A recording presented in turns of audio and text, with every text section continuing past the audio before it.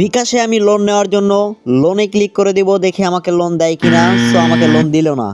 দেন অ্যাকাউন্টের সমস্যা সমাধান করার পরে আমি আবার লোনে ক্লিক করে দিব, দেখি আমাকে লোন দেয় কিনা। ও মাই গড, দেখতে পাচ্ছেন যে আমাকে 3000 টাকা বিকাশ থেকে লোন নেওয়ার জন্য অনুমতি দিয়ে দিয়েছে।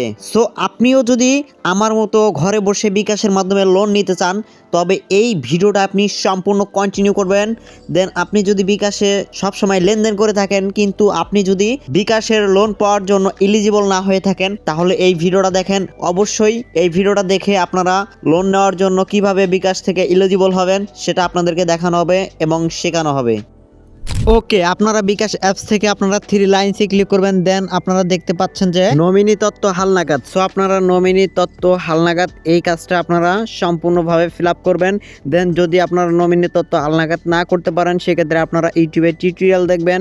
তারপরে আপনারা দেখতে পাচ্ছেন যে তথ্য হালনাগাদে ক্লিক করে আপনারা আপনার ভোটার আইডেন্টিটি কার্ড এবং আপনার ছবি দিয়ে আপনারা তথ্য হালনাগাদটা করে নেবেন। এই দুইটি কাজ আপনারা যদি করেন, তাহলে আপনারা 90% আপনারা আপনাদের বিকাশ অ্যাকাউন্টে লোন পাওয়ার জন্য এলিজিবল হবেন। অ্যান্ড দেন যদি আপনারা তাও না পান, তাহলে আপনারা চাইলে আপনারা একটা ডিপিএস অ্যাকাউন্ট করতে পারেন। সো আপনার বিকাশ অ্যাকাউন্টে যদি একটা ডিপিএস করেন, তাহলে কিন্তু লোন পাওয়ার জন্য 99% আপনারা লোন পাওয়ার জন্য এলিজিবল হবেন। কে কে লোন পেয়েছেন এই ভিডিওটা দেখে, তারা অবশ্যই মাস্ট বি কমেন্ট করবেন। যারা বিকাশ অ্যাকাউন্টে সবসময় লেনদেন করেন, তারাই কিন্তু এই লোনটা পাওয়ার জন্য যোগ্য হবেন। সো অবশ্যই আমার দেখানো দুইটি কাজ আপনারা আপনাদের বিকাশ অ্যাকাউন্টে করে নেবেন, তাহলে লোন পাওয়ার জন্য 95% আপনাদের সহজ হয়ে যাবে। সো আমি এইভাবেই লোন পেয়েছিলাম।